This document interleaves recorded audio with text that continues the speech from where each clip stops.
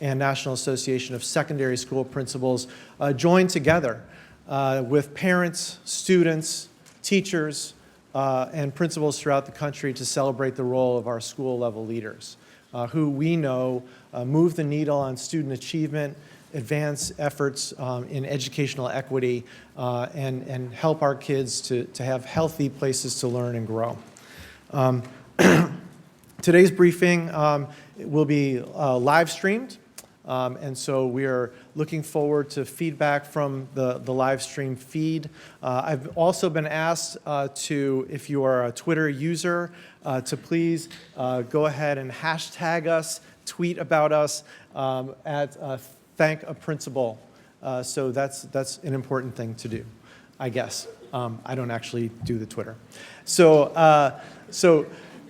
Today, we're going to start off spend a little bit of time focusing in on research. And as a researcher at American Institutes for Research, I've spent the past 20 years studying school principals, the school principal workforce, their preparation, professional development, and evaluation. And I got into this work early on because as a teacher and then a central office administrator, I was interested in understanding our impact as educators. And those are the types of questions that continue to drive me. And I quickly learned as a teacher and a central office administrator that I learned a great deal from school principals. They told me what was happening at the local level and how to move their schools, and that's why I continue to study educational leadership today. So I'm going to kind of make the comments brief, but I wanted to highlight some really new and interesting research that should be taken into account when we have conversations about upcoming legislation and funding, and as members may be talking to congressional representatives and others about the role of principals during this month. So I'll try to keep it brief, but as you may know, research is advancing our understanding about school-level leadership considerably, and so I want to highlight a few kind of seminal studies for you that have been recently released. I should say at American Institutes for Research, we are a nonprofit, nonpartisan organization, so I really represent the research as best I can. If we do have a platform to press, we just care that, that legislation and practices are informed by the best research possible. And so I want to highlight methodologically sound studies that may be influential on you. Okay, so as a grounding, I'd like to focus in on the role of school principals and what we know about school principals and their influence on schools. This picture of a school principal is typical of our principal workforce today. If you had taken a picture of a school principal many years ago, he, and I say that intentionally, he would have been sitting behind the desk in an office. This principal is a she. And increasingly, our principal workforce is female. In fact, 46.8% of the principal workforce is female today. We are beginning, although we have a lot more work to do, we are beginning to see that the principal workforce is mirroring the teacher workforce in terms of gender. We are also making strides in terms of race and the representation of principals and in reflecting the communities that they serve. She's also walking through the hall. So as principals in the audience, you know that the principal's work has really changed over the past several years. The expectation is that we are much more than managers today. We're actually out in the halls engaging with teachers in consequential decisions about curriculum and instruction. And many principals are observing teachers oftentimes for hours in the classroom and providing them important feedback to grow their practice. We know from a considerable amount of research that principals are the second most influential school-level factor in student performance, followed just after teachers who interact with students every day. We also know that principals really have a ripple effect on everything that happens in the school, and so their influence statistically may be second to teachers, but in actuality, we think that they affect many other things, including teachers' decisions about what to teach and how to teach it, teachers' decisions to join or leave a school, and teachers' decisions about their career pathways. The principal is a mentor to many of the teachers in his or her school. We also know that principals set the pace for school improvement. They make a determination about how policy is taken up, when policy is taken up, and they interpret policy from federal, state, and district levels as it comes to from the schoolhouse to the schoolhouse door. And then, as I mentioned, the principal workforce is getting much more diverse. While we have a long way to go, if you look at the workforce, it has changed considerably over the past few years. We know how also from considerable research by American Institutes for Research, the George W. Bush Institute, Vanderbilt University, that when a principal leaves a school also often experiences a performance dip. So teachers may begin to leave a school, and students, that affects student performance as well. And that performance dip can last up to 3 years in many cases, regardless of how talented the new principal coming into the school may be. We also know that new principal attrition parallels teacher attrition rates nationally. So those attrition rates are about 25%. Of course, attrition varies by geography. Some research that I've conducted in Wisconsin would suggest that rural school principals stay longer than urban school principals. So your state may be quite different, but it's very similar. And by some estimates, to replace a principal, it costs a district around $100,000. And so that is a big cost to have a principal turnover in a school.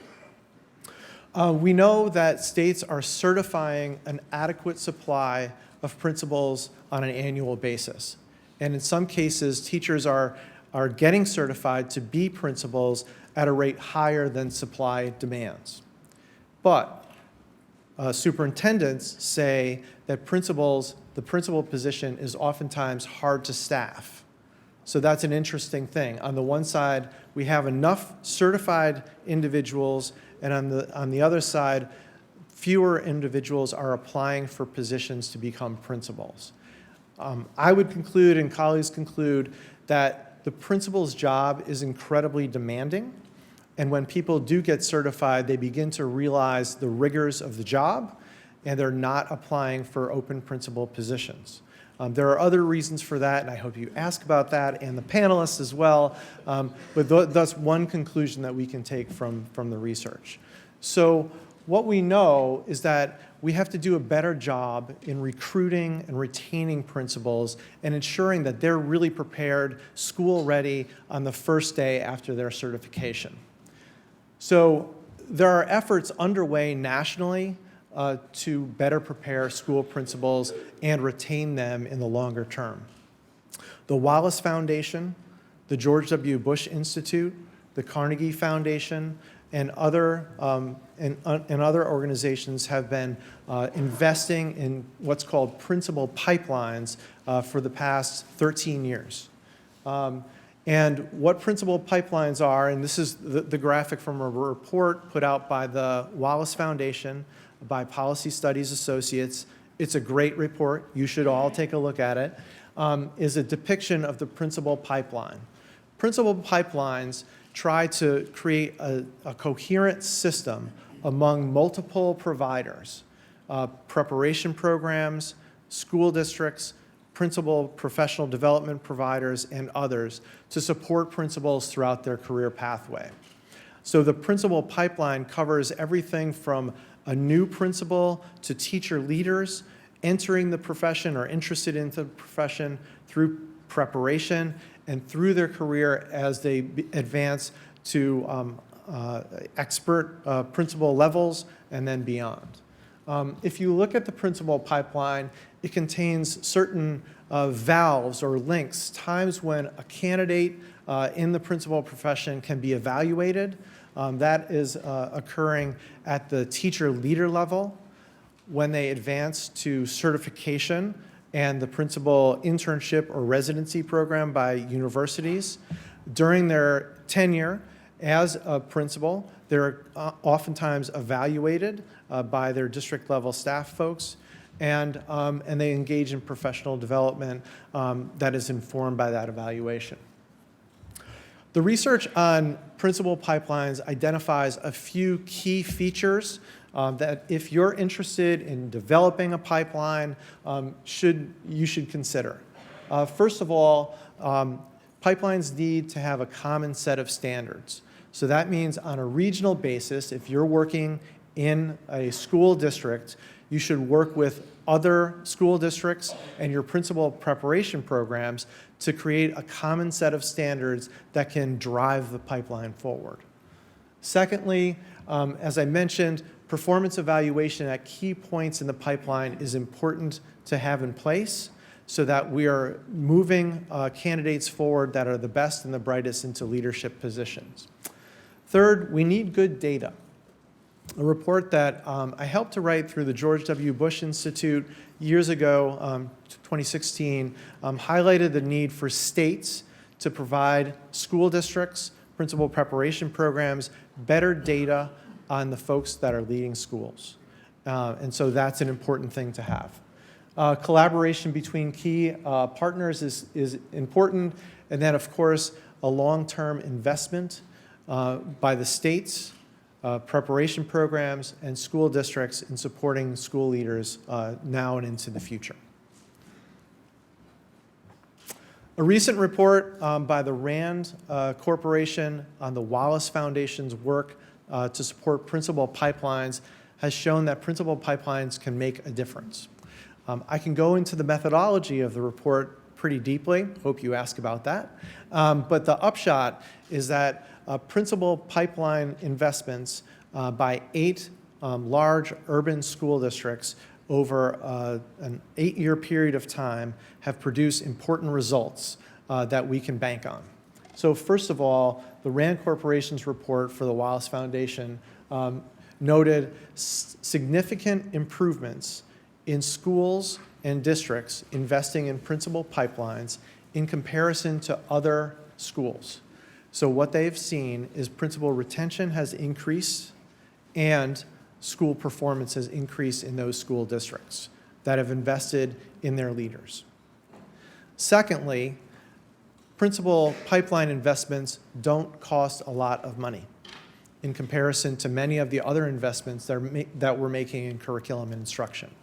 In fact, it costs 0.4% of the annual student investment per year. That tallies up to around $2,400 per student in investment in principal pipeline work.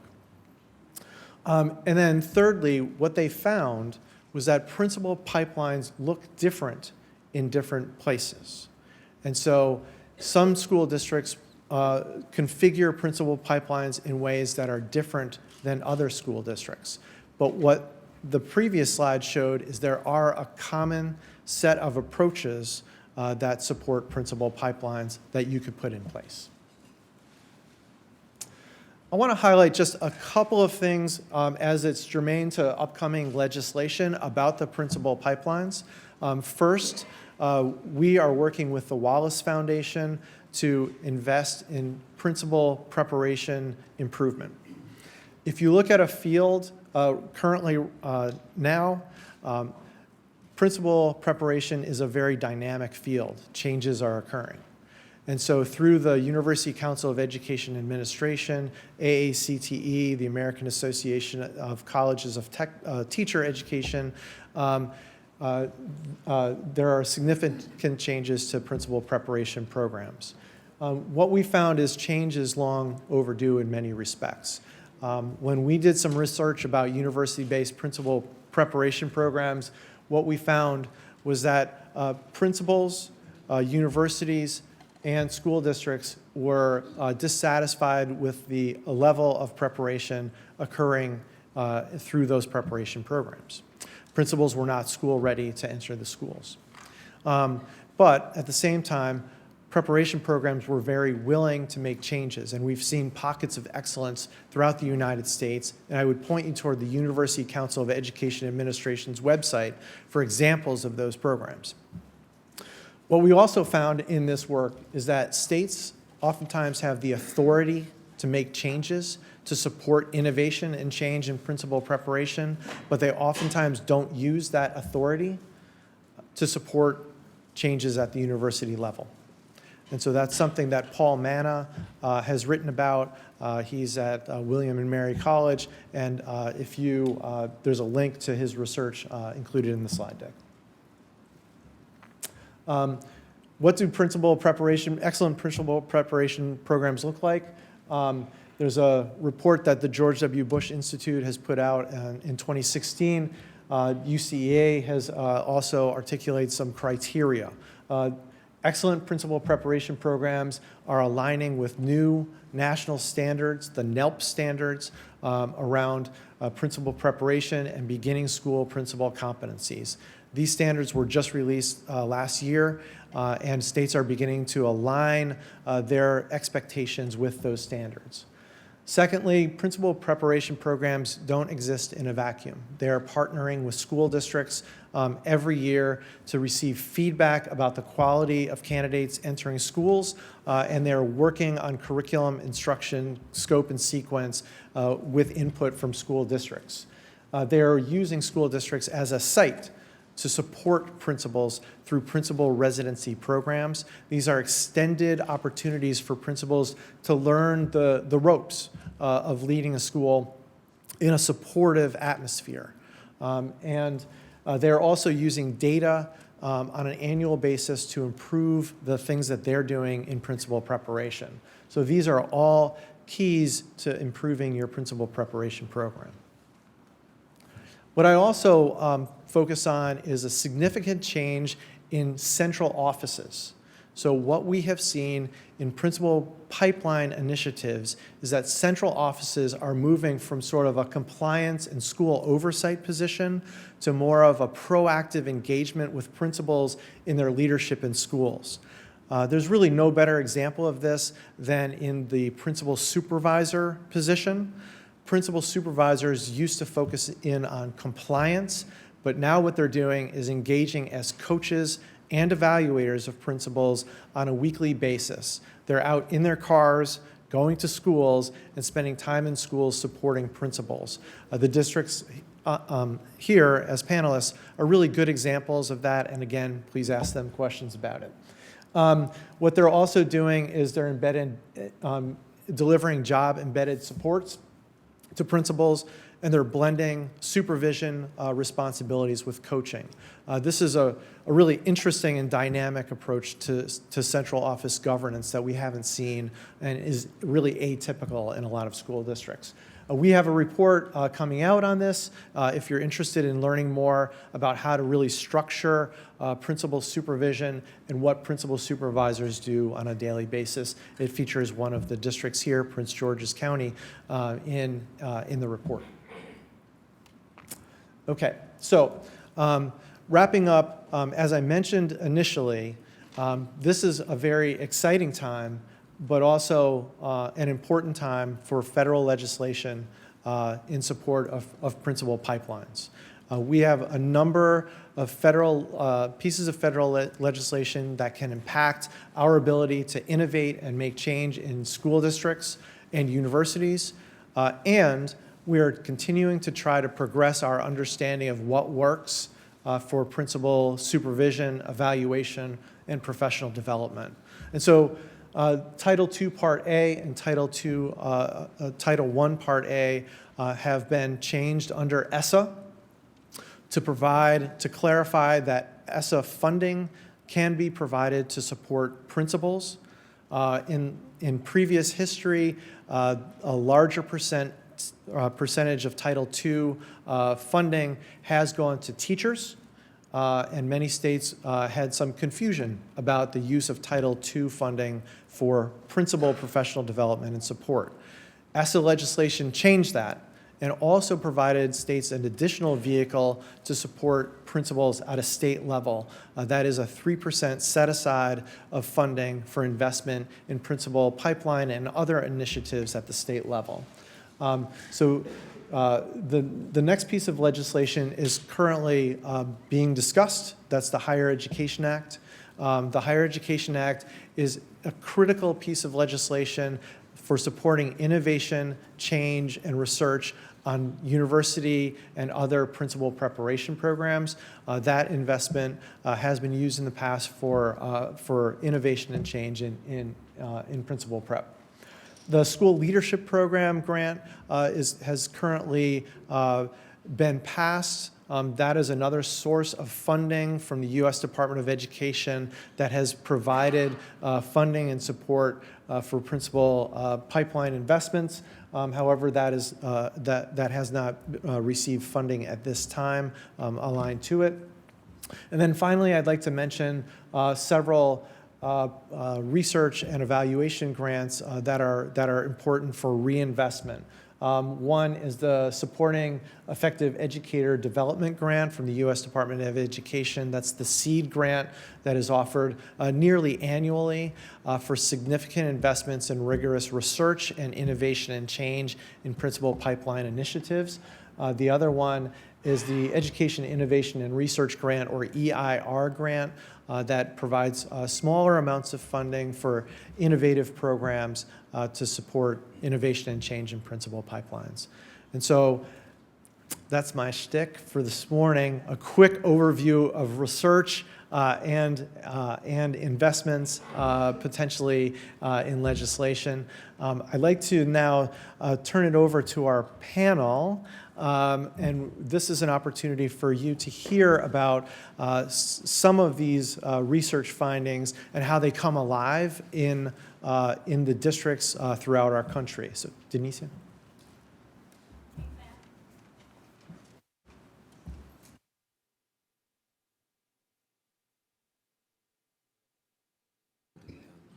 Is it on now? Yes. Oh, awesome. Okay. Sorry. Okay, I'm just gonna. Good morning. Okay, great.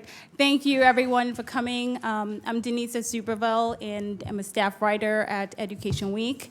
And I write about principals and school leadership. And I'm also part of a team that covers school safety. We have a wonderful panel here today. You heard from Matt Clifford. He's the principal researcher at AIR. We have Damaris Blondinville, who is the senior project manager in the Prince George's County Public Schools. Dr. Ryan Daniel, principal in Prince George's County Public Schools. And Mr. Robert Motley, who is a principal in Columbia, Maryland. Thank you all. We are going to pause at around 12:45 to give you an opportunity to ask any questions that you may have. You don't have to limit it to the discussion that we're having. Pretty much anything you want to know about leadership and principles, I think they'll be open to answering.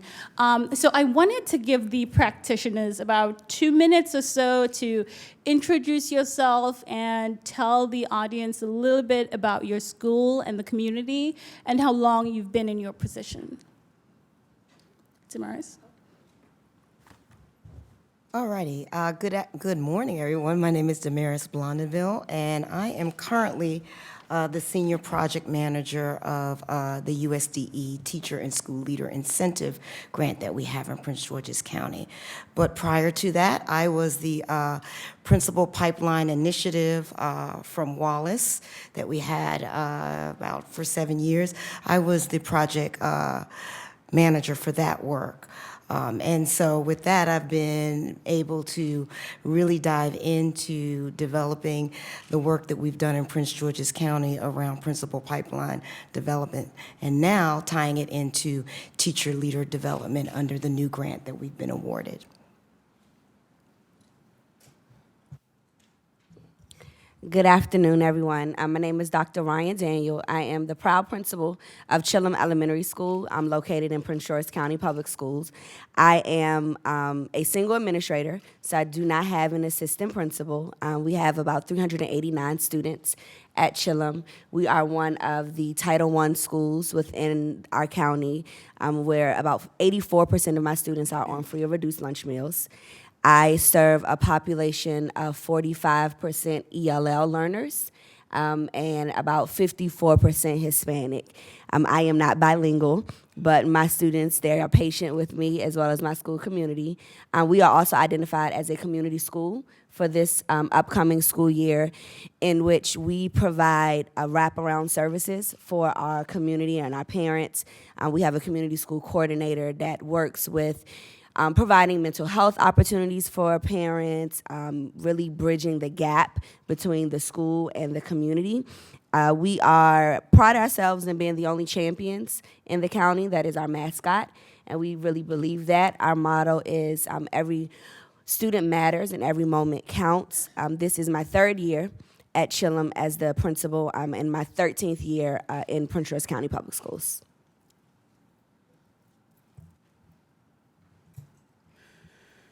Hi, everyone. I'm Robert Motley, the very proud principal of Atholton High School in Howard County, Maryland. And Atholton is a phenomenal place to work, and Columbia is an excellent place to live. We are a school of 1,500 students. I have 3 administrators, assistant principals, and an activities and athletics manager. We are a very diverse school. We are 41% white, 24% African American, 19% Asian, and 9% Hispanic. We are suburban. We are a very high-performing school. We had 9 National Merit semifinalists. And it is just a really great place. I'm fortunate to be there. I actually began my teaching career at this particular school, and so it's nice to come back in a different capacity as its leader. This is my 14th year as principal, my 23rd year in education total. It's my 2nd year in Atholton.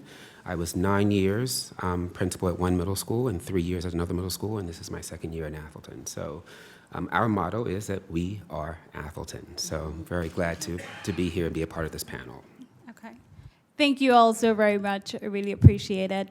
Matt, I wondered whether we can go back to you. Are you able to talk about what you're seeing the states do? What are states doing to increase the number of high-performing principals in schools? Sure.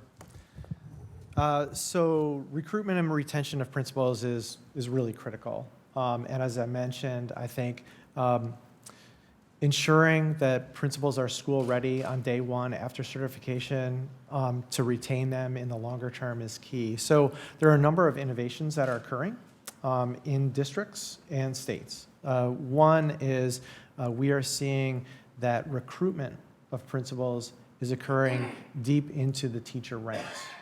That teachers are being identified early as potential candidates for a principal position, and they are learning as they go to become principals by receiving or getting placed into grade level or content area chair positions, and then encouraged to go through adult learning and institutes to improve their practice as educational leaders. And then the partnerships that are occurring between universities, principal preparation programs, and districts are really critical. The districts in many ways are drivers of preparation, and that collaboration helps to ensure that principal preparation programs are responsive to schools, districts' needs. And that means that principals are actually prepared for the job. And then lastly, I would just kind of mention that in order to retain principals, what we have consistently heard is leading schools is oftentimes a pretty lonely profession. And what districts are now trying to do is provide principals greater levels of support and feedback to grow their practice as leaders. This is particularly challenging in rural school districts, but states are trying to find innovative ways of reducing the geographic distance between a school and a central office in order to provide really solid feedback to grow principals' practice. And in some ways, this is kind of a new approach for districts and states. So what are some of the successes that you're seeing, and what are some of the obstacles that they're running into? Sure. So it's a significant change process, both for universities and school districts. They are having to innovate at a time when their budgets are getting lighter. Those types of changes to retrain principal supervisors as coaches, to change their daily work schedule, to hire more principal supervisors in order to reduce their caseload down to 1 to 9 or at least 1 to 16 is an important thing to do. That requires significant amounts of funding. And the same thing holds true at the university principal preparation programs. In order to show care in cultivating leaders, we need to do better on staffing those programs and providing principals early feedback and often more frequent feedback to cultivate their practice. And I wanted to see what that looks like at the district level. So Damaris, Prince George's County has been involved with the Wallace Foundation's initiative to grow the pipeline. Can you talk a little bit about what that looks like on the district level? Of course. Coming from glorious Prince George's, a lot of you all may know a little bit about us, but we have over 130,000 students, over 10,000 employees, and over 200 plus schools, academies, and other support offices. So again, we are extremely large. In the state of Maryland.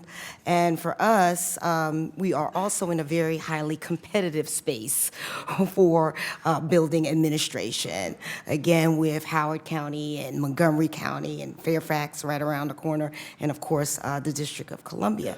So we were very intentional about our opportunity to work with Wallace.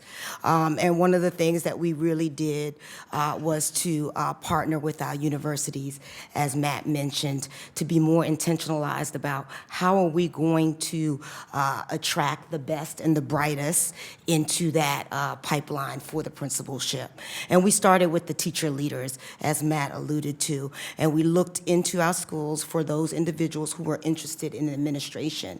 And then we talked to the universities and we said, this is what a Prince George's County assistant principal or principal should be able to say and do.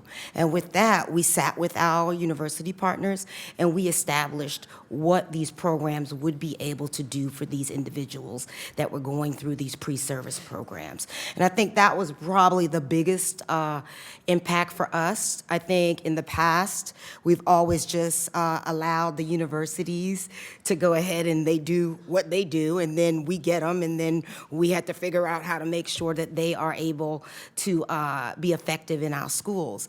So having those early conversations with the universities and establishing and empowering us as consumers, again, of those individuals that were coming out of their programs, I think really set out direction about how do we want our folks to be able to come out and do things. And then another thing I think we did was we took a look at our selective hiring process.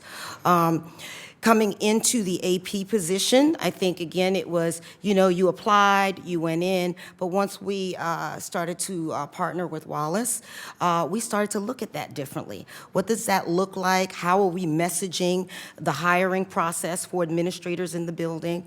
How are we clearly articulating who we are looking for and what are the skill sets that we need? So I think once we started to do that and really hone in on the hiring process, I think also that was helpful in getting in the right people into the AP seat would then be, eventually become our building level principals. So I would say university partnerships and being assertive about what you want out of those partnerships, and then as well as really taking a look at how are you selecting and hiring your assistant principals. In his introduction, Matt talked about the job being really demanding. So once you get them in the school and you get them in the building, what kinds of support do you have to ensure that they they stay or that the job is manageable? So for the, I'm sorry. So for the assistant principals, again, one of the Wallace components for us was the job embedded development. And so one of the things that we did for the assistant principals, we designed our a 2-year assistant principal induction program, which we call APIP 1 and APIP 2. And that really was an intentionalized program that would develop the assistant principal in the role of the assistant principal. So you know you have some assistant principals and programs, and they're focusing on getting them to be the best principals, and that's not what we looked at. We said these people are sitting APs. We want to make sure that they are clear on how we expect them to, to be able to perform in the schools as an assistant principal. And that is a 2-year induction program that we developed. And then out of that, we created a 1-year intensely robust assistant principal program that would then prepare assistant principals, the highest level assistant principals, that would prepare them for the principalship. And that was a 1-year program that we co-designed with one of our partners at the time, which was NISL. And that was a very, very intensified program that a lot of the APs said that coming out of that program, they felt that they were well prepared to do that. So once you got the APs trained and then they were in the principal seat, then we had a comprehensive principal induction program. And that was a 1-year program that was really focusing on building the skill sets of a sitting principal. So we have 3 different layers of support for our incoming APs, the 2-year program, and then for our high flyers, after having 3 years of being in the assistant principal seat, then they could go into our 2nd-year program for developing them into principals, and then we support them, the novice principals, in a 1-year principal induction program. Okay, thank you, thank you. And you've both been in the profession for some time, and you're operating in different contexts. I'm wondering if you can talk a little bit, both of you, about what you think you need as a principal to succeed in your environment, and Mr. Motley the same, particularly since you've been in the profession for more than a decade. But that's great, though. I mean, turnover, as Matt said earlier, is pretty high. Okay. So just as Damaris alluded to, the great thing about being a part of Prince George County Public School is the amount of support that is there. I did have the opportunity to be a part of the assistant principal induction program, and it really prepared me as a assistant principal. So I knew how to support a building at that level, and then learn the role of the principal just from a different level. And within that, they gave us an opportunity to travel to other schools in the county to watch another principal other than the one that you support. And that was very eye-opening to see different schools within our county and learning the different supports that was available. And so for me, I'm still kind of considered a novice, seasoned principal. And for me, the ongoing support from my principal supervisor, my instructional director, definitely helps me. I was a part of the comprehensive principal induction program my first year, and in that I created a network of other novice principals.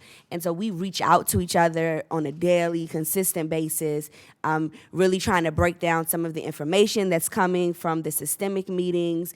We always say that the greatest place to really be developed professionally is Prince George County Public Schools, just because of the structures that we have in place, and because the role of a principal supervisor and even the principal has shifted to be more of an instructional leader. I'm really fortunate that my instructional director has those conversations with me about how I can push my building instructionally, and really helps me focus or shift my focus from management to instruction. And so for me, that kind of keeps me in the role, and those pulse checks, and really knowing when I'm kind of overwhelmed with some of the stuff, the mandates, and especially being a single administrator and not having an assistant principal to kind of balance some of those things off of. So I know for me, I really rely on my network of principals that I've created, and then the relationship with some coaches and mentors that we have in the county for principals. I wondered when you talked about the support that you receive from your principal supervisors, whether you can break that down for people who may not work in schools and may want to understand, like, what does that look like? Would you be able to do that? Yes, so in Prince George County Public Schools, we have 3 areas.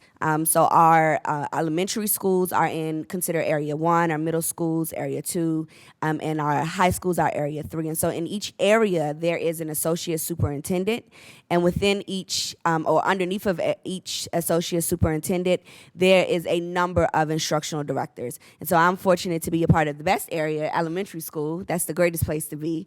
And we have the most instructional directors because we are 60% of Prince George County Public Schools with the number of elementary schools that we have.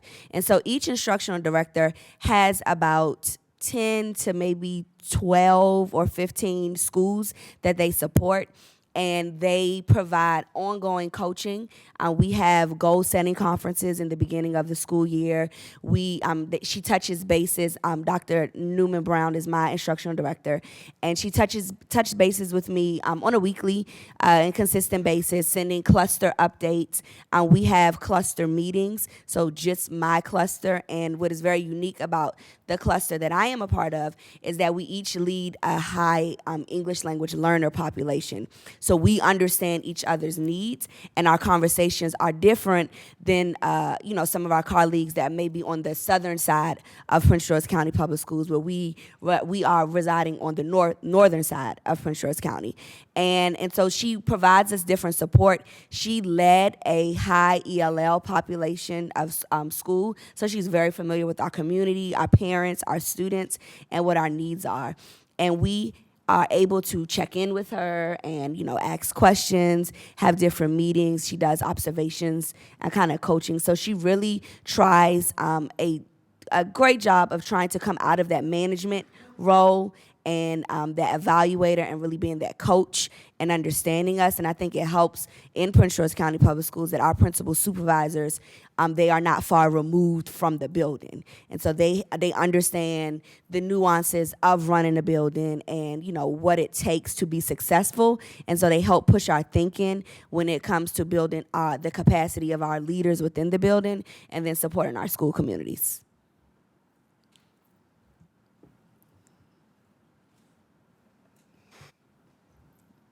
There we go. So I can talk about supports, I think, from a different perspective. And I'd like to invite you to homecoming. You may change your mind about elementary school. So as it was so eloquently stated about my tenure as a administrator. So Congratulations. Thank you. A principal for 14 years, I've seen trends and patterns take place that have varied from very strict accountability measures to more freedom to explore and be creative with your leadership. And so as far as support is concerned, I think having that freedom and creativity to be a leader that knows what's best for your school and the ability to provide that for your school is what works best for me. When I first began, there was a lot of accountability on test scores, AYP, all of that. And that's stressful, especially as a principal where it then transfers to your teachers and to your students to make sure that you're getting those test benchmarks met. But as things evolved, there was this sort of shift from that accountability piece to looking at, you still had that accountability piece with your student learning objectives, but then there was this piece called professional practice.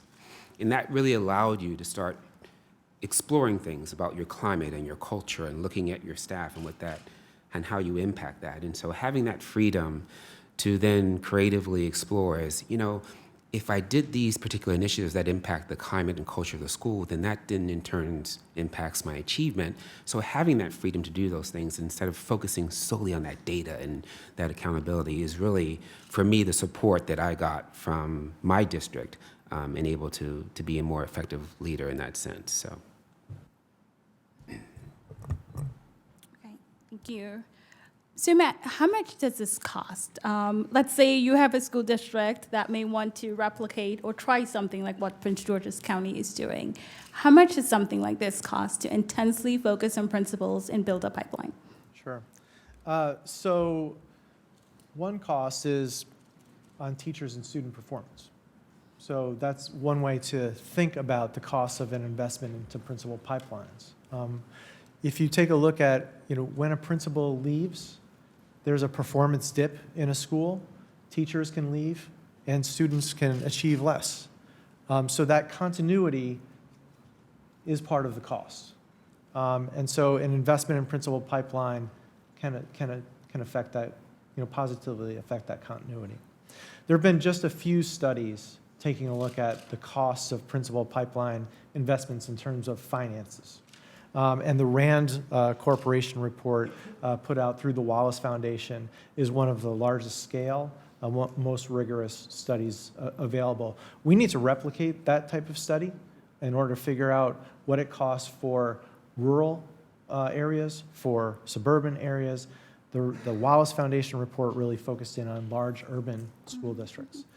That said, it's about 0.4% of per student expenditures associated with that. What that translates to is around $2,400 in principal pipeline investments. Tamaris, I wanted to continue the funding question. So one of the reasons you were able to do this was because you'd gotten this huge investment from the Wallace Foundation. Do you think you would have been able to focus on that without the donation from Wallace? And for a district that is really thinking about this and may not have that kind of contribution, what can they do absent that? So great question. In 2011, or even prior to that, I got to say, I think Prince George's County was already ahead of the game.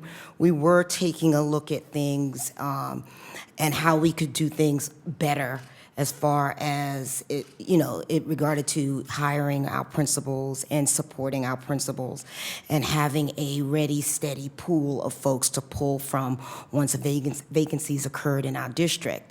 What the Wallace Foundation funds did for us, I think it allowed us to maybe expedite the work that we were already starting to think about. So of course, when you have grant funds, you're allowed this, I call it a luxury, to kind of just be in the space of innovation and trying new things. And so Wallace brought to us that opportunity, and we were able to kind of just take a look and sit back and kind of structure things in a different way using some of the supports that Wallace afforded us to have. The cost for us, I guess, would have been, much more if we had to leverage, internal people to sort of build out a lot of these programs. We took a look at how are we thinking about starting our programs off, and one of the things that we did was we developed our own leader standards. That cost us absolutely nothing. That was a group of people sitting in a room taking a look at what at the time was the ISLIC standards and then saying, okay, how does that look or how does that translate in Prince George's County? And from there, we took those and we created what we call the Prince George's County Leader Standards.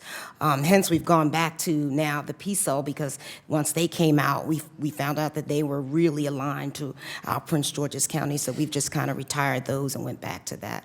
But the cost for us, I should say, is really, we owned all of our programs. That's one of the things that we did when we went into partnerships with the Wallace funds, being able to, to allow us to partner with other nonprofit organizations. We said right off the bat, as we build these programs, we want to own it. We don't have to come. We don't want to come back to you to ask you to have the facility to come out. We can run all of these programs internally, and we've had the opportunity to do that since then. So no costs, external costs, have been incurred because of that. So I think thinking about, if I had to advise some other districts on how they can do this, is thinking about what are your needs, what do you want, looking at the standards, Again, designing something that meets the needs of your school district and being this assertive consumer about owning your programs and being able to support your programs with internal structures and with the human capital that you have. And that's the key to it all, because once you create programs and you start to use an outside source and you don't think about the sustainability in the front of the whole entire project, then you end up always having to be tied to another organization and then having to incur some costs there. So ownership of your programming is key.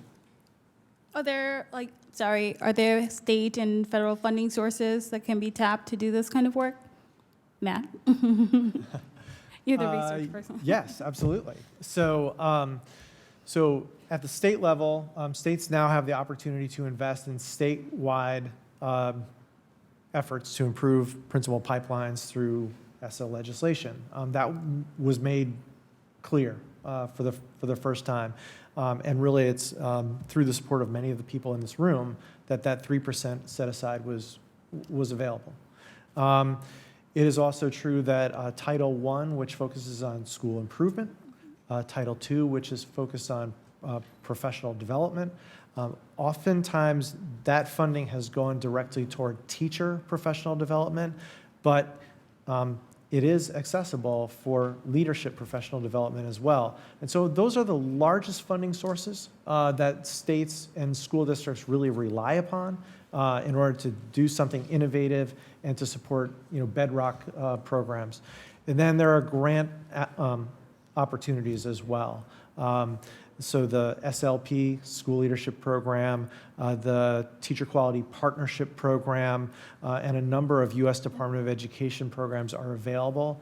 And then the philanthropic community has been fantastic about looking at investments into school level leadership.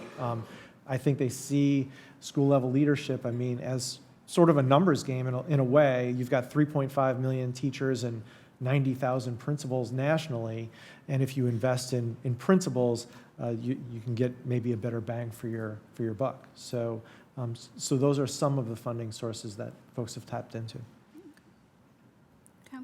So I wanted to switch to our practitioners here. So we talked about principals already being in their schools, but I wondered if you can talk a little bit about your preparation. Did you feel that your programs prepared you for the job? What do you think was missing? Do you feel that you were quote unquote job ready on your first day?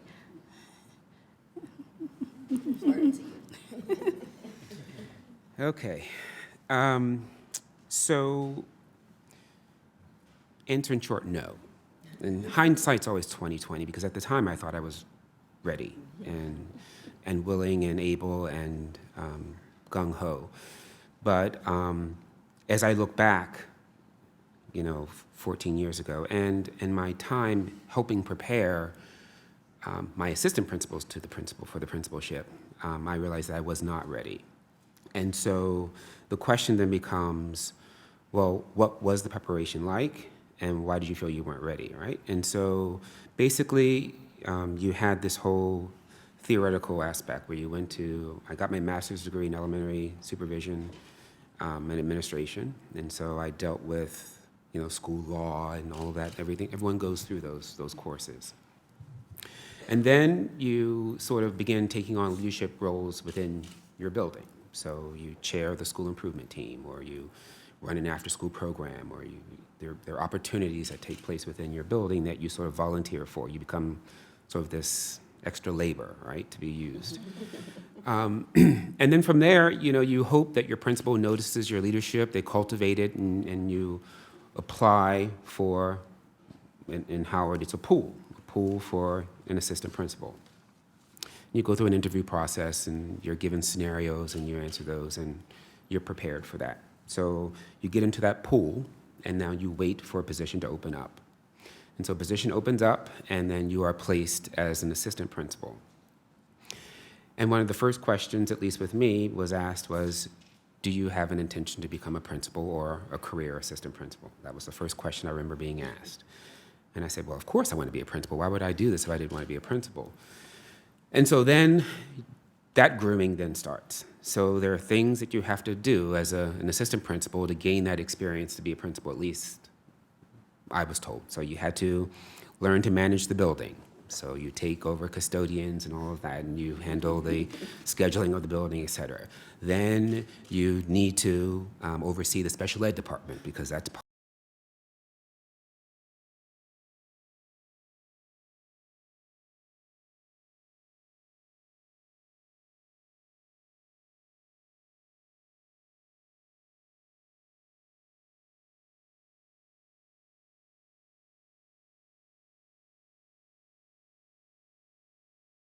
I said, I've done all three, and I've across two high schools. I was in two high schools, and I did all three of those roles, and I am ready.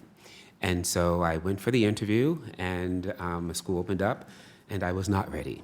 And I did not get the school. And so I went back to the drawing board and had some conversations, and when the next school opened up, I did get my principalship. And then it was, oh my God, because I had to meet with my bookkeeper and go over the finances, which I had never seen before. I had parents showing up asking to be moved out of classes that their kids, that their older sibling had, that they didn't want that teacher. And so there were things that were bombarded, and I'm thinking, where did all this come from? Because I don't remember any of this in those three roles that I had before, right? And so you sort of stumble along that first year. And I remember distinctly, I was at my first school for 9 years. And when I left there, I said to the staff in my speech, I said, you have made me a better principal. I have grown as a principal over the 9 years I've been with you, and I hope you have seen that growth over that period. But the principal I was when I began is not the principal I am leaving you. And you've actually prepared me to be a better principal for my next school. And so I've had 6 individuals who either become assistant principals or principals under my tenure, and I've made sure that I've given them some of those things that I did not have, that they have that preparation. So. So for me, my leadership positions also kind of started, as you're a teacher and seeking just as many opportunities as possible, going to as many meetings, professional development around the county, just wanting to be seen, someone to be able to speak about your work. And so for me, that was my focus and my goal. I had an opportunity to serve in different capacities as a teacher leader. And not just in elementary. I did 1 year in middle school. I ran, but I did a year in middle school just to see.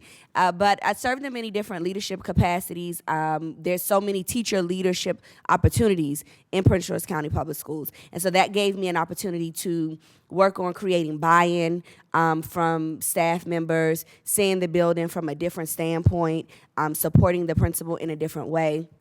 Then I had an opportunity to work in central office, and I think that gave me the biggest experience because I had an opportunity to see the county at the central office level, so the global level. Now I understood why this office and this office, had conflict sometimes, or why they were in partnership, and I understood things a little bit differently, and I believe it helped prepare me for my role as an assistant principal. And very similar to Howard County, we do, there's a pool, and so I was always very vocal about what my goals were and what it is that I wanted to do, and that I wanted to be a leader within Prince George County Public Schools. I'm vested. I am a product of Prince George County Public Schools, and I think that's the biggest thing for retention for our county because we are very unique. And it's not easy work, and we have found that those that are groomed and raised within Prince George County Public Schools are the ones that have the most tenure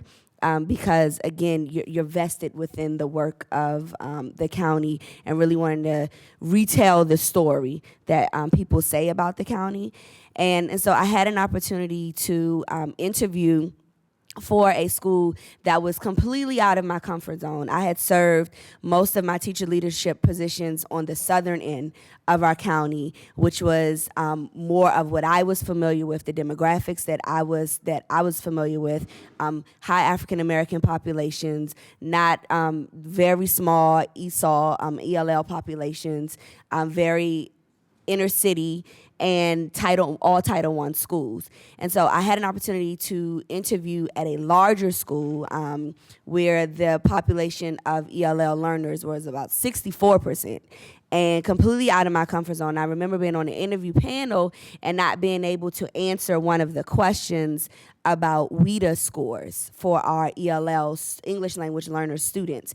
And I was very transparent that I had not had much experience, but I was willing to learn and willing to be coached.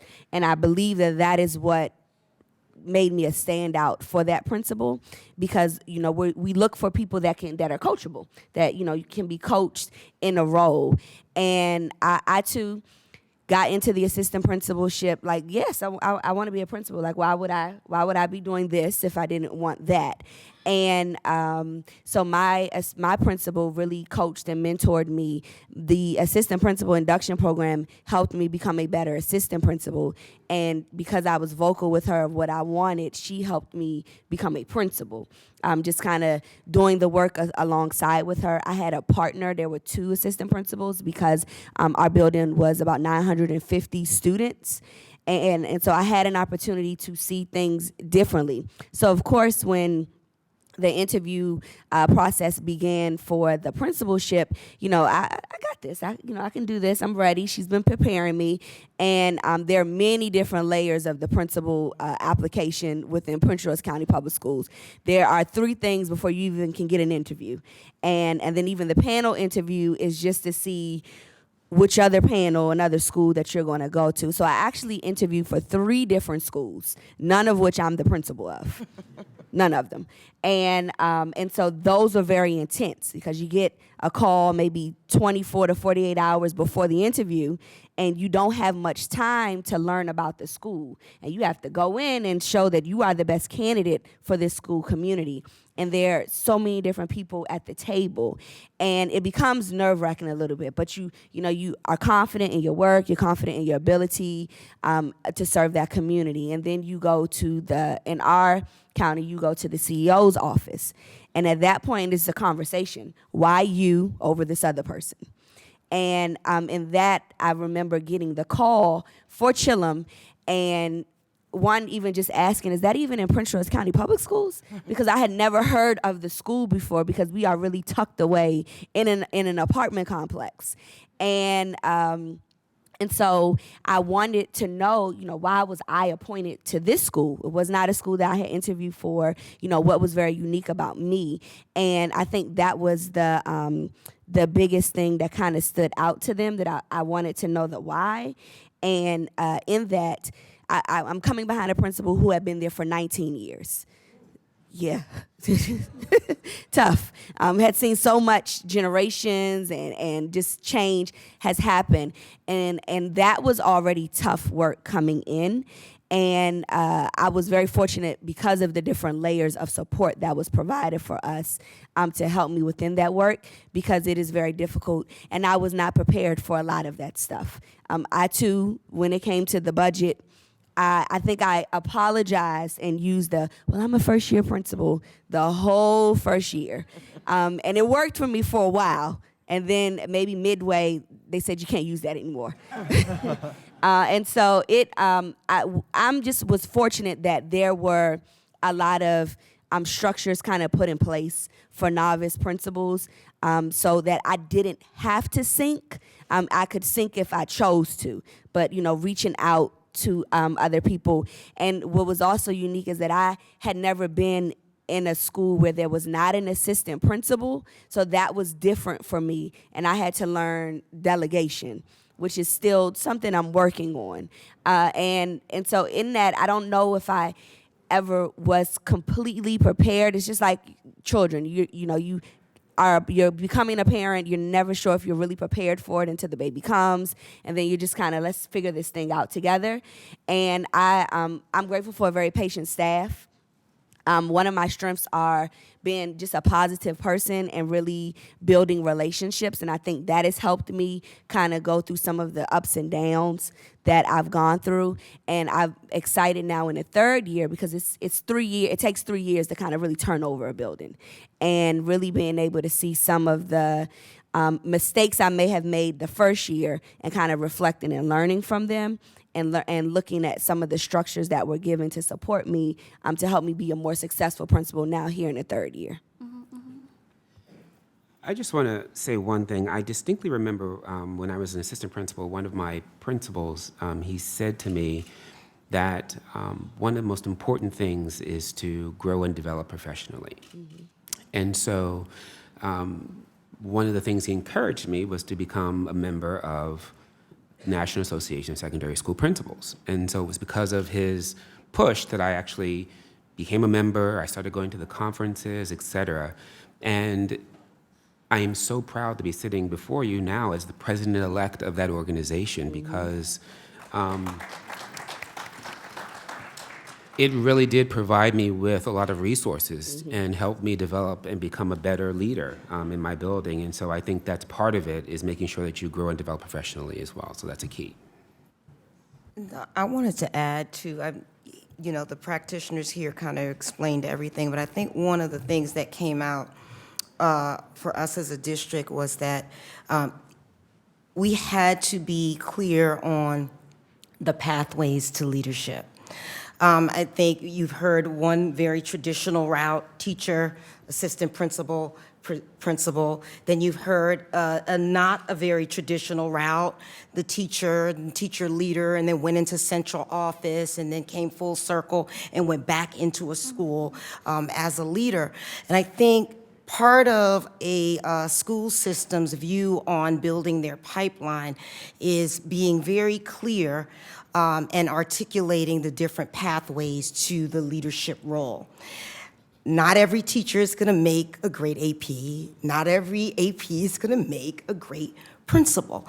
But there are other things and there are other strengths and talents that people have, but I think sometimes we don't, as a school system, we don't clearly articulate those different pathways and the different roles in the district that, these individuals could go into. So that's one of the things that I think that we did well in Prince George's County, to ensure that in our pool we had the right people starting off, and that was clearly articulating the different pathways to leadership, because there's central office leadership, there's the school level leadership, but there's student services leadership, there's support services leadership, and all of those are different leadership roles within the school system. It's just about clearly articulating to individuals that, this is a possibility for you, and what are the steps for you to take if those are the directions that you want to go to. And I think then you end up with this pool of building leaders who are specifically, and they are very intentional about, this is the pool that I want to be in and that I qualify to be in. I think what was interesting listening to the practitioners was they all felt this gap between the experience at the university and what they were required to do in schools. And I wondered if you can structure an ideal principal prep program, like what would be the components of that program? I know for sure for me, it would definitely be the practicum revisited, because there was no opportunities to really get inside of a building and lead. It was a lot of theory. You may have done a project, and you may have done it within your building that you're comfortable with. But I know that when you have like a principal in training program, a resident principal program, which we are fortunate to have in Prince George County Public Schools, that gives a principal candidate an opportunity to really see this work. And I know for me in particular, if there was someone, when I now transition out to go on leave, right? If there was someone that was that the county decided that this would be a great person to lead a building next school year. So let's put them at Chillum Elementary School for 2 months and see how well they lead the building. Just giving candidates that hands-on experience, I think it'll bridge the gap between what they're learning in the classroom and then what's really happening, and then also restructuring some of the work and coursework that we are exposed to at the university level to reflect what's happening in the school level. Because I know for me, now leading a building with a high English language learner population, I cannot remember a course, a class, or anything that really prepared me for that. Or then even budgeting. Well, in Prince George County, we use student-based budgeting. So I truly have the autonomy of the $1.8 million that I get from my building. And so having a course or a class, an opportunity to help me kind of manage that, I think would have made me be more confident when it got to budget season and I had to make those tough decisions. So I'm going to step out on a limb here and perhaps maybe ruffle some feathers a little bit, but I think one of the issues is the different programs that exist and the tracks to gain, I guess, your certification, right? So we don't have certificates to be teachers, but you can get a certificate, an admin certificate, right?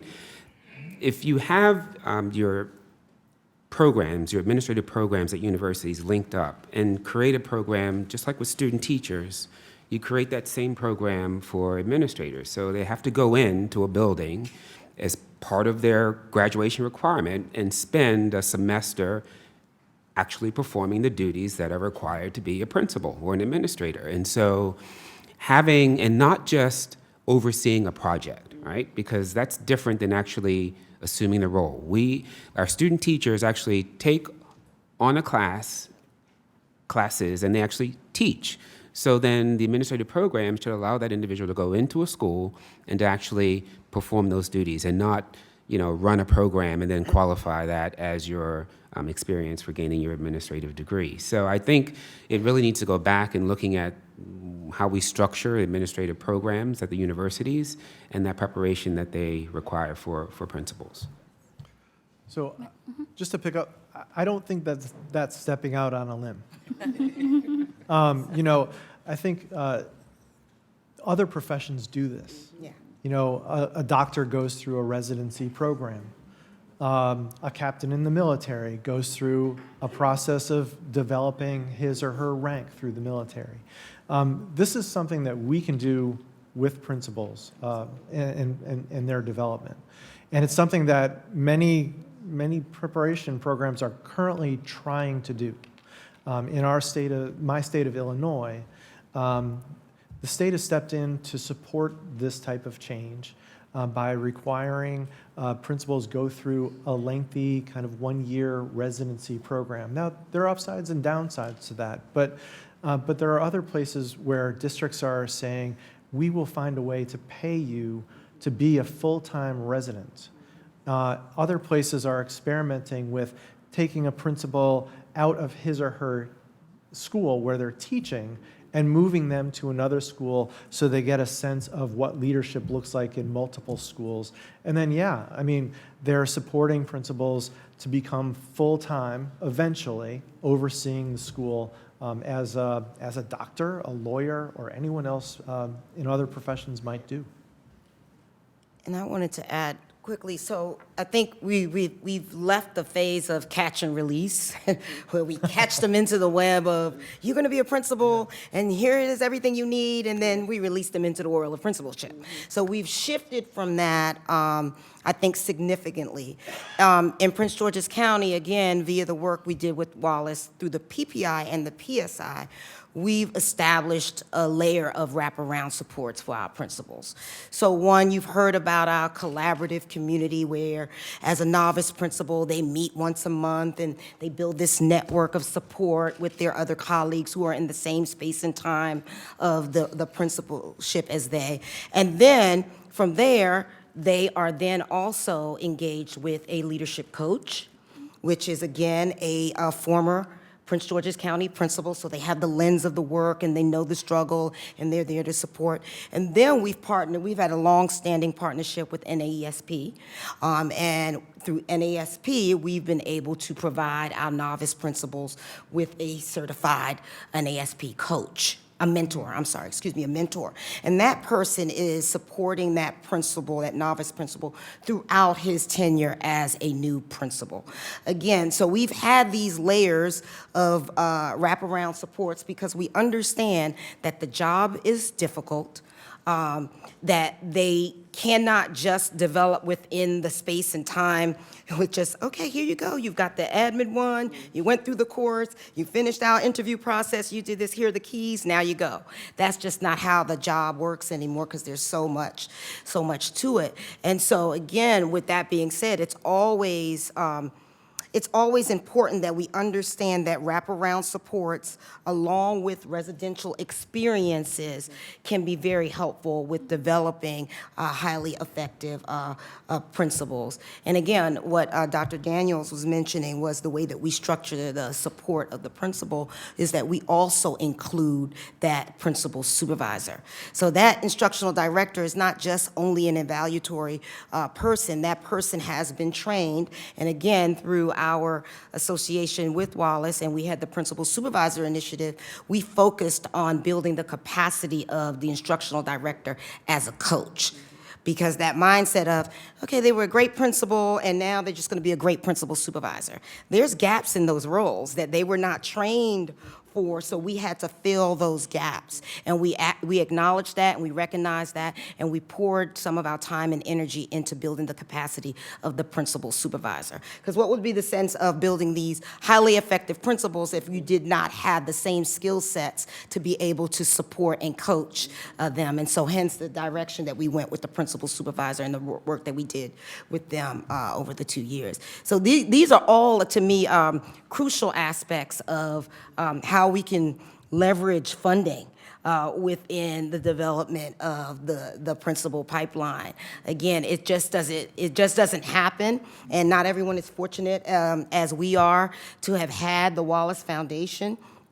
So to be able to leverage some of the governmental funding and so forth and so on to do the things that you've heard today on this panel is essential, is crucial. And so, you know, I'm all for it. However we can build that and get that done, I'm all for it. Okay. I just want to pause because it's 12:50 and find out if there's anyone in the audience or on Twitter or anywhere else who has questions. This one. Hi.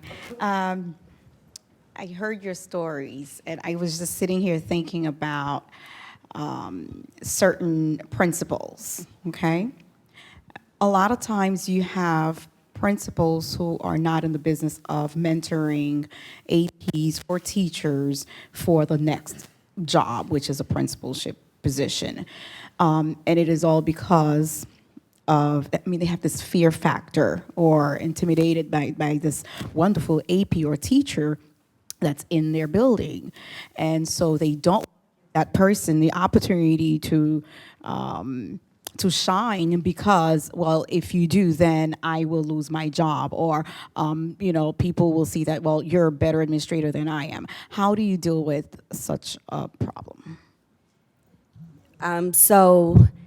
You must know my story because I did not have everyone coaching me along the way. I actually had people that said that I would not be an administrator. I did not have what it takes, that, they weren't willing to coach me. And I know for me, what I've done is that I've taken that to make sure that I don't become that leader. And I try to push other my colleagues that may feel that way, or I hear kind of conversations, and I push their thinking. I encourage them to kind of see the benefit of building other leaders, because good leaders build other leaders. I too am fortunate. Even in just 3 years, I have produced 2 assistant principals under my leadership as a principal, and I think it just comes with the confidence of that building leader.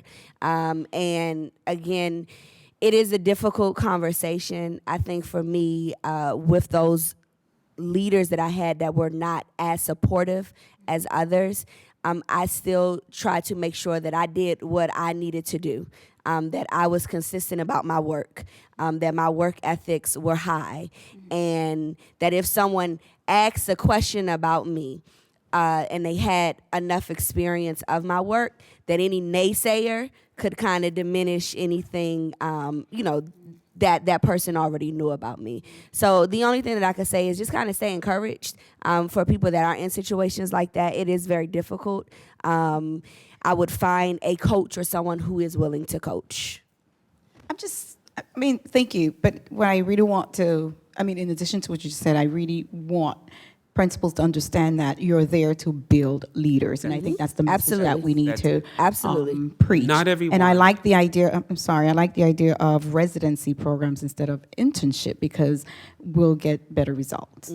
Thank you. Not everyone takes that role Yeah. as seriously as they should. So true. And so, at least with us, that's where some of the work with like AFSA and our local, where you can direct individuals down different pathways. If your principal is supporting you, take some central office, get on a policy committee, do some other things. And so we've counseled people to take other routes if their principal aren't supporting them.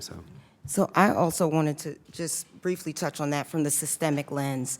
So again, I think one of the pieces that as a school system to ensure that that happens, that you have to clearly make that an expectation within the principal role. And sometimes that's not clearly articulated and that's not messaged to the principal. And that part of your job is to groom and develop the next pool of principals from out of your building.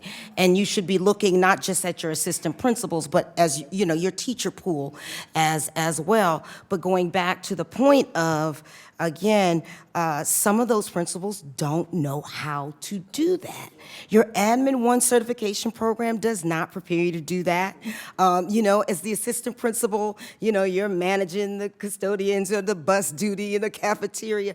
So no one is actually sitting you down and teaching you how to coach adults and how to develop adults. So that's a missing piece. That's a gap in the education of a principal. So if there's something that, again, we could address as a group, that would be one of those elements. How to coach and develop others should be part of a curriculum for principals who are coming into the profession. My question I'd like to address to Dr. Clifford. I am a researcher, doctor of education. I'd like to know your methodology for using, was it experimental control? Was it control groups? What did you use to do your research? Okay, so the research that I highlighted was from the RAND Corporation. So it wasn't from AIR, so I wasn't the researcher on that, but it was really important research, so we certainly wanted to highlight it in this conversation. So I encourage you to look at the detail to go through it, but it was a quasi-experimental and comparative design.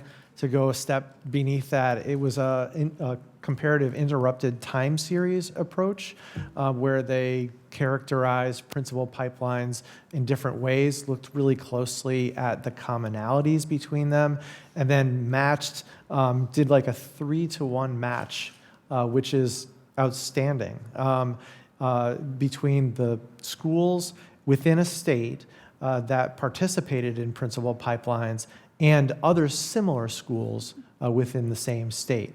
So it was a very large-scale and challenging study to do, and the RAND Corporation did a fantastic job of that. How would we get grants and attach a school system to that feed of necessary funds? Yeah, so there are really great funding opportunities to do rigorous research, and the U.S. Department of Education's Institute for Education Sciences offer those every year. There are two ways to approach this. One is you partner with a program or a district like Prince George's County to help them to do innovative work. And to provide them as researchers, we like to provide folks continual feedback in order to improve, and then also test the impact of that feedback over a longer period of time. There are really some challenging methodological issues with looking at leadership interventions. I'd be happy to talk about those. But that type of research funding is still available. We have seen a dwindling of funds for research in education leadership from various sources over time, but we continue to try to pursue those. Thank you very much. I appreciate your information. Thank you. Sorry, just Roderick Daly. So part of our initiative or goal this weekend is to talk about Title II funding and very inclusive of Eli, how we help leaders to become better leaders, like professional development. How does, and I guess it could go for either Damaris or Matt, how does your organization or through the Prince George's County, how do you work together with the government to get more funding, and how do we kind of convince them ourselves to get even more funding to help our leaders? Because we believe very strongly that strong schools start with strong leaders, and so we need that kind of professional development as well. I can just, so one of the things that I think, I really am proud of with Prince George's County is that, we never shy away from an opportunity to go for a grant. And so again, I think sometimes, that may be some of the hindrance of people, getting the opportunity to get some additional funding. Because again, it's time consuming to write a grant and develop, and then you've got to pull together a team and all of that kind of stuff. But I'm proud to say that my colleagues, we jump right in with 2 feet when there's an opportunity to acquire, the possibility of acquiring some additional funds. So again, that's what I would stress for other districts who may be considering trying to acquire funding. And then being good stewards of the funds that you do receive, and being able to think strategically around how am I going to use these funds to kickstart something, but at all, the entire time, so I'm putting on my project management hat now, I'm looking 5 years, 6 years down the road once the money is gone. And how am I going to sustain? What are my big rocks that I'm going to leverage with my, district operating funds to sustain the work? So that would be my, piece on that. And just looking at how you have the funds and how you're leveraging it, and being very strategic about what you build, what you kickstart, and making sure that it's sustainable after you no longer have the funds. Yeah, I guess from my perspective, I think that people are convinced by research and engagement and conversation about the implementation of these initiatives at scale, and also being able to share stories like the ones here on the panel and the stories of your school districts with your legislators. There's no better to convince people about the power of legislation than to show results. And it's only through, I think, rigorous research done at scale, and also hearing the stories about how schools are changing and how leadership is able to support that change, can people become convinced that legislation is important. Just to extrapolate a little, my experience over the past 20 years has been that support for leadership research and investment in school-level leaders has not been similar to the investments that we've been making in teacher education and teacher professional development, and to step outside of our education profession in other professions as well.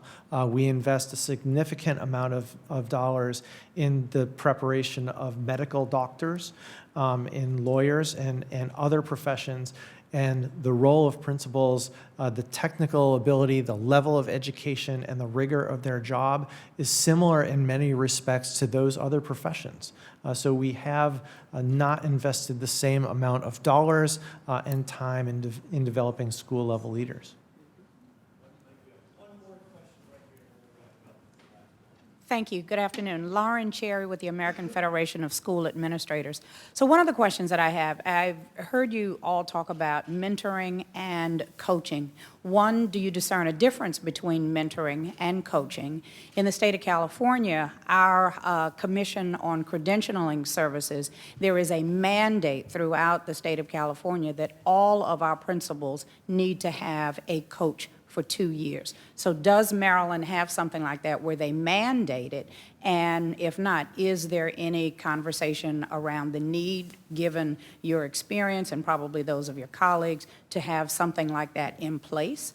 And then the second question, well, let me let you ask that first. I can start off. As far as I know, there is no mandate for a mentor, and they may be able to speak more about that. There's no mandate. But again, I do believe that there is a difference between a mentor and a coach. So a coach is, again, and I'm rooted in professional development. That's a lot of my work has been in central offices in curriculum instruction. So a coach can come in and be able to work on a specific area of development for a period of time, and then the expectation is that coach is going to walk away from that work and move on to something else, maybe another person or maybe another skill that they're working on. A mentor is that lifelong support and that lifelong connector that you have within the same job-alike space. And yeah, you may go to that mentor, hey, I'm thinking about this, can you help me think through this problem and this issue? Whereas a coach is specifically, okay, so what did we do yesterday? What do we do today? What are we doing next week when I come back? So I see those roles as distinctly different, hence why in Prince George's County, we have all of our novice principals assigned a mentor, and then they also work with a school leadership coach. I don't know of a mandate. I do know that in Howard, our superintendent, we had a superintendent. We adopted the Gallup Strengths model, and we did have coaches with that. So that was a district-wide initiative with that. So. Thank you. And very quickly, my last question, since we're talking about pipelines to educational leadership and the principal, are there other alternative programs that are available for introducing and getting different populations, different workforces to enter into the teaching profession, the educational profession, aside from those of us around the classroom that you always wanted to be a teacher, you always wanted to be in education, so you go through educational programs to become certified to be a teacher and to move on. So just thinking of, out of the box around how to increase and widen that pipeline so as to not the traditional, but maybe alternatives. Thank you.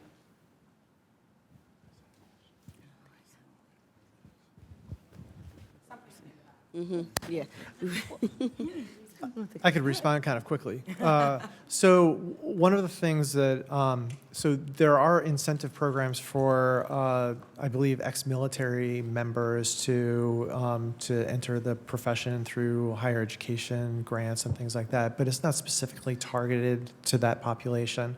I do know that the majority of states require, in order to become certified as a prerequisite for becoming a principal, that you have about 3 years of teaching experience. So there is incentive for you to come up sort of through the ranks as a teacher at minimum in order to become a principal. I think years ago, Michigan was a state that began to look at doing away with that requirement that you were a teacher, and since that period they've moved back to the original where they are requiring some educational experience before becoming a principal. Okay.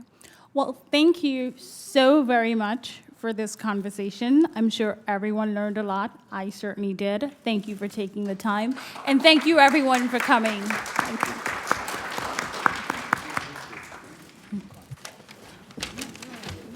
Very nice, very nice. You always say the right things. I don't know about that.